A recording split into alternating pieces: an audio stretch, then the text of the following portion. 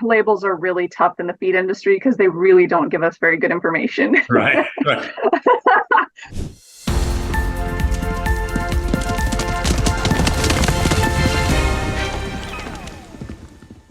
Welcome to the Horse Trailer Post podcast, the show where we cover anything and everything related to the horse trailer industry. I'm your host, Brad Heath, owner and operator of Double D Trailers. With over 25 years of experience in the horse industry, I'm excited to bring you the latest news, tips, and insights into everything equine. Can't wait to share my passion for horses and horse safety with all of you. So saddle up and join me every other week for the Horse Trailer Post podcast. Good morning, everyone. We have with us Dr. Jyme Nichols, and she is the Director of Nutrition at Bluebonnet Feeds. So Dr. Nichols, I'll welcome to our podcast. Yeah, thanks for having me. Yeah, absolutely. So can you tell us a bit about your role as the Director of Nutrition at Bluebonnet and really your journey into the equestrian nutrition field? Sure. So I've been with Bluebonnet since 2011. As Director of Nutrition, I worked my way into that role. I actually started in outside sales. I made farm calls on ranches and worked directly with horse owners, kind of boots on the farm type of situation. And I had, come out of school with a master's degree and spent a little time in industry, spent a little time getting to talk directly with horse owners. And I realized that there kind of seemed to be this gap between what I learned from the science world through my research, doing my master's program. And then I just felt like that wasn't getting translated very well. The science wasn't getting translated to industry very well. And so I kind of got this like personal mission that I wanted to go back, get my PhD, and really try to be sort of this conduit between the science world and real life horse owners. So I did that. I went back, I got my PhD, and that really has kind of been my mission. And Bluebonnet just offers the perfect platform for that. So being a feed company, we also have a line of supplements. Stride Animal Health is a line of supplements. So in my current role, I'm basically responsible for all formulation and nutrition for both of those brands. So anything that wears the Bluebonnet Feeds logo or the Stride Animal Health logo, I'm responsible for those formulas. I'm responsible for, just the upkeep and staying up to date with the science and the technology and making sure that we stay on the cutting edge of things. But then also I have this really big responsibility to educate the consultants that are on our team, and then also to just educate the public. So I was given kind of the opportunity through COVID to create my own podcast. And so I also have that brand, the Feed Room Chemist brand, which so I release podcasts about every other week. And I basically just take a nutrition topic and I try to take the science and break it down and talk about it in a way that's palatable to the typical horse owner, and just really try to give people things that they can use on a day-to-day basis. So I kind of have this mix of duties and roles that is just a little bit of everything, but it keeps things interesting. Yeah, congratulations on your podcast. We'll definitely throw a link on down below the videos on this to your podcast so folks can jump on that and check it out. And no pressure either, being the Director of Nutrition and responsible for all of those formulations. Wow, it just sounds like a lot of pressure to me. You handle it well. Yeah, you handle it well. All right, we'll move on to nutrition a little bit. So what are some key considerations that horse owners should keep in mind when it comes to designing a balanced diet for their horses?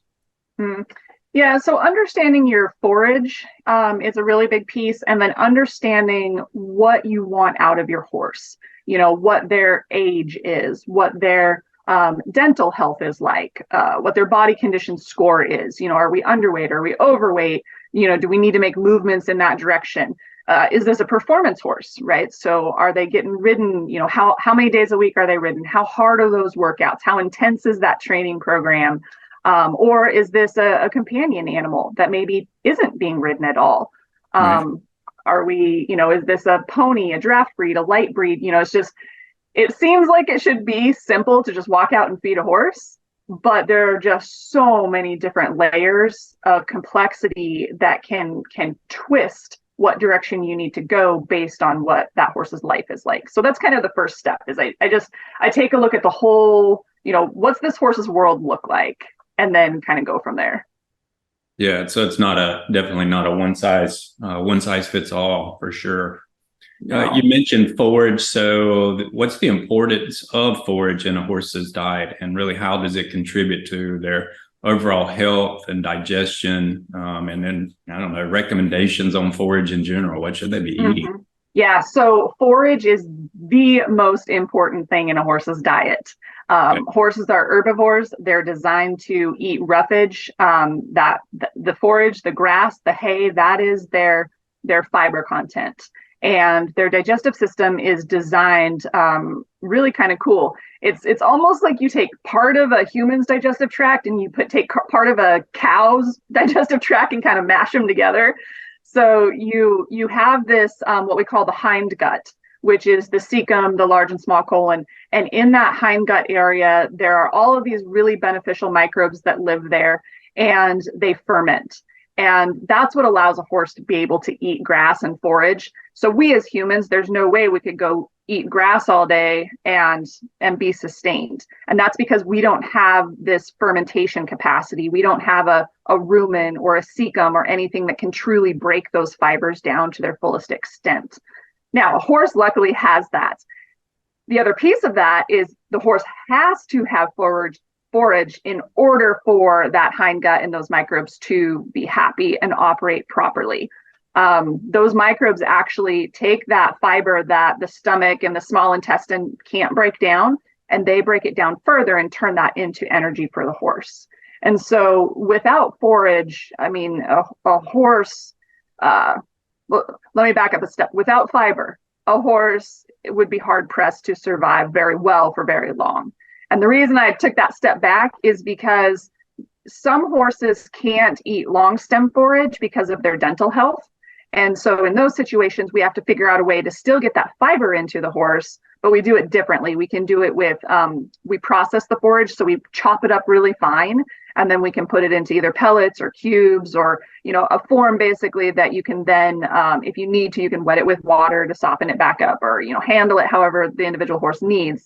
But regardless, all horses must have fiber. And so that word fiber and forage can kind of be used interchangeably just a bit.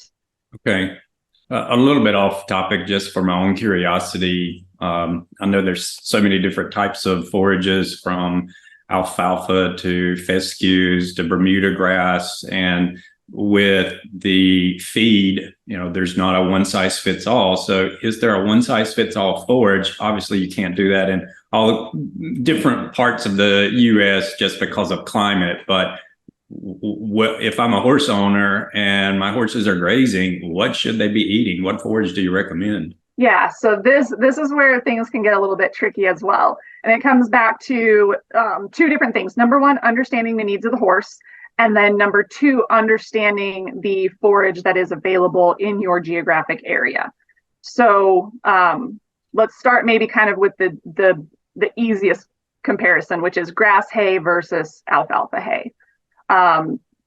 Alfalfa is going to be more nutrient dense, meaning it has more calories, it has more protein.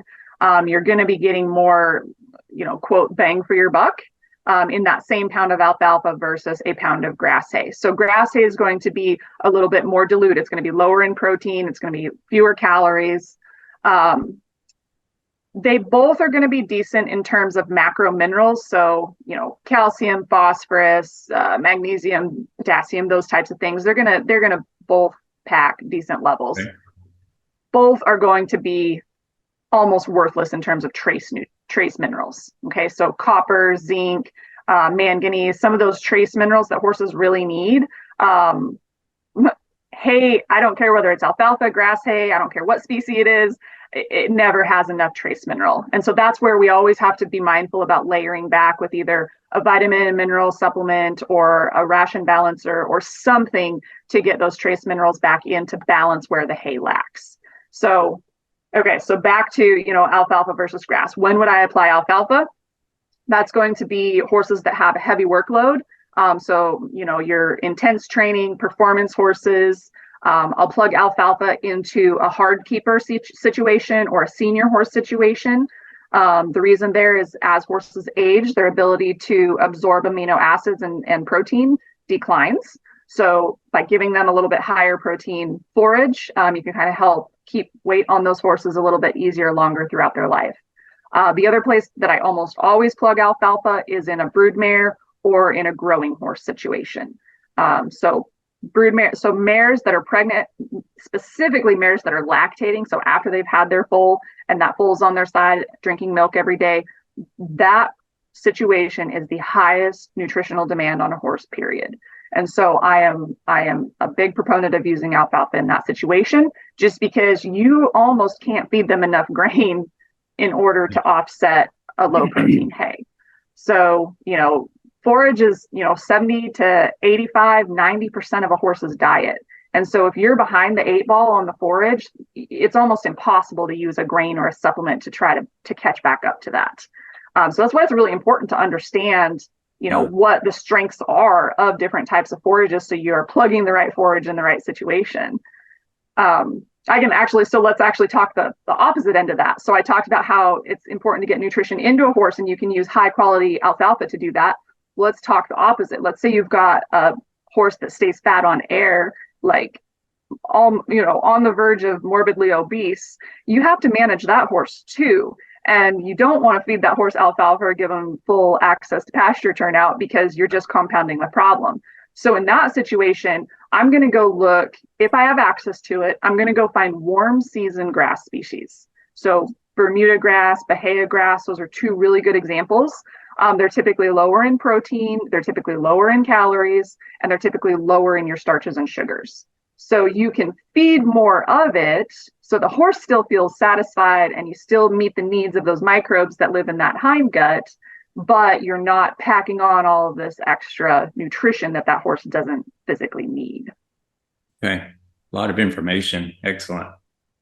So let's talk about colic. It's another common concern among horse owners, and how can proper nutrition contribute to minimizing the risk of digestive issues like colic? Mm-hmm. So I think it's first important for people to understand that colic is just a definition. It means stomach pain or abdominal pain in the horse. That can be really frustrating as a horse owner, because everybody who says, oh, my horse is colicking, it's not like they're doing this one specific thing. It's just that they have a tummy ache. And then it's on the shoulders of the vet to try to figure out what's causing the tummy ache. And, there's 561,000 reasons that a horse can have a tummy ache. And so colic is just such a challenging word, because we don't know, so it's best if you can identify what's causing it. But the fact is that most time we have no idea. It could have been a little gas bubble. It could have been, there's lots of little minor things, right? So horses can colic because of something they ingested, sand. They can colic because they aren't drinking enough water. And so the food gets compacted. It's called an impaction colic. So a dehydrated horse is probably the most common reason that horses colic and have a bad outcome is probably because of a dehydration or an impaction situation. And especially in the summer months, well, I say especially in the summer months. In the summer months, we're all very cognizant of that being a real problem. And so we give horses electrolytes and we, give them all of this extra stuff. And then in the winter time, we kind of are like, oh, it's, we forget about it. Well, the reality is that in the wintertime, that risk factor goes up again, because horses don't like to drink cold water. And so if their water is icy or has ice in it or is super cold, they're going to take off, they're going to regulate their own intake of water. They're going to stop drinking. Well, you're feeding this high dry matter hay to them, and they're going to still eat a lot of hay because they're trying to stay warm. That's how horses stay warm, right? Is eating a lot of roughage and a lot of forage. So they eat even more hay, but it's a very low moisture content. It's very high in dry matter. And then they're going to stop drinking water because it's cold and they're finicky and they just don't want to drink cold water. Then you've got another perfect storm for an impaction colic. So really in both seasons, the dead of the summer and the dead of the winter, impaction colic is probably one of the biggest issues. So from a nutritional standpoint, something that people can do to keep their horses drinking is use a metabolic pH balancer and electrolytes. at bare minimum, plain white salt. Throw that in with their feed. Offer salt blocks if your horse will lick a salt block. A lot of horses won't, so pay attention to that. I one of my favorite metabolic pH balancers is one called TurboMag. It's by Stride Animal Health. That product is designed to make horses want to drink, and it's designed to help pull hydration back into their digestive tract. So when you've got horses that are finicky about drinking when they're either on the road or don't like icy water, a metabolic pH balancer is just like definitely the way to go. Yeah, sounds like magic. You mentioned, you touched on supplements just a little bit, and most folks do use supplements to simply just enhance the diet. So how can you determine which supplements are necessary and which ones may be excessive? So you first have to decide what your intent is with using a supplement. I like to break supplements into two different categories. So I've got nutritional supplements on one side and then functional supplements on the other side. Now, when we're dealing with nutritional supplements, this is your basic, protein, amino acids, fat, calories, vitamins, minerals. It's the nutritional items that a horse needs to survive and to be healthy. On the other side, functional supplements, these are things that go above and beyond the nutritional portion of the diet. So a functional supplement might be something that's designed to have a biological impact within the body, meaning it's designed to support synovial fluid in the joints. It's designed to enhance the immune system. It's designed to, support a horse that has allergies or respiratory conditions. It's doing something that goes above and beyond just the basic nutrition, the foundational nutrition. So I would very rarely use a functional supplement without first having the foundational nutrition in place. Foundational nutrition, obviously you have to start with hay, with forage, with grass, whatever your forage piece is. You then build on that to fill in your gaps of your minerals and your vitamins. And then if you need still on top of that, if there are gaps as far as protein or amino acids or calories, then you do that. Once all of that is covered, then you can get into the fun stuff, which is the functional nutrition. And I have just a ton of fun in that because there's so much science that's evolving around that. But it's confusing, right? Because what happens is sometimes you'll get a nutritionist that maybe isn't as informed in functional nutrition, and they'll look at a product and they'll say, well, there's no vitamins, minerals, protein, amino acids, fat, calories, blah, blah, blah in that supplement. It's trash. Get rid of it. Well, it doesn't have those things guaranteed on the label because that's not what the intent of the product is. And so understanding kind of those two different categories, I think is a really important first step. So would this be like, I go to my doctor for an annual physical, I do blood work and a full metabolic panel, and they come back with potassium and sodium and all these things are perhaps low or high, and then I adjust it with a vitamin or a supplement. Would you do the same thing with your horse? Do you draw blood samples? Do you have your forage tested to see what deficiencies are there? Is that a good practice? Yeah.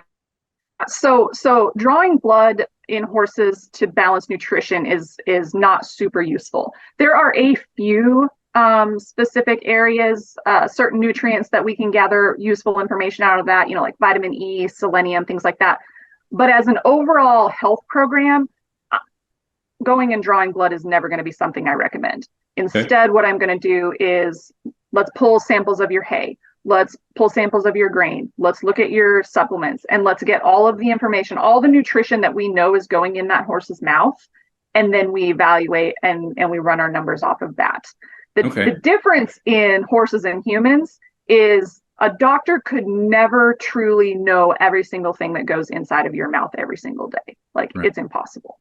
But with horses, we're feeding them the same thing every day. And so we know what's going in. And so the very best source of information is to test what's going in. And then that tells us where our gaps are. Okay, nice. Well, talking about what goes in the horse's mouth, let's jump to horse feed. So what should owners look for on feed labels just to make sure they're choosing a high quality feed for their horses. And I'm going to add something to that. Is there something in particular that owners should avoid on labels? Mm-hmm. Yeah, so labels are really tough in the feed industry because they really don't give us very good information. Right. Which I hope that someday that changes. But for right now, it's just a little bit tough. And I think what happens is you find horse owners defaulting to, oh, I'm just going to go look at what the crude protein content is, or the protein and the fat. Those are kind of like the two trigger numbers to look at.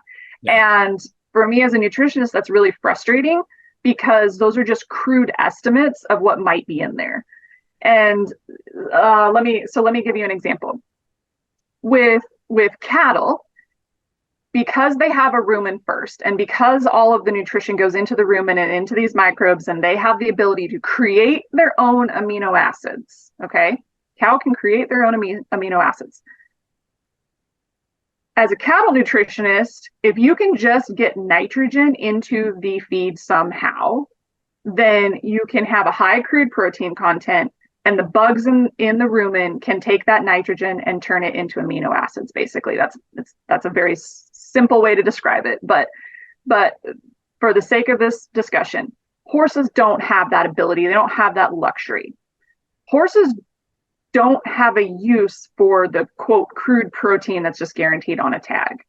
What the horse needs is the building blocks of that protein. And those building blocks are called amino acids. I know I've said amino acids probably 50 times already, and I haven't really explained what they are.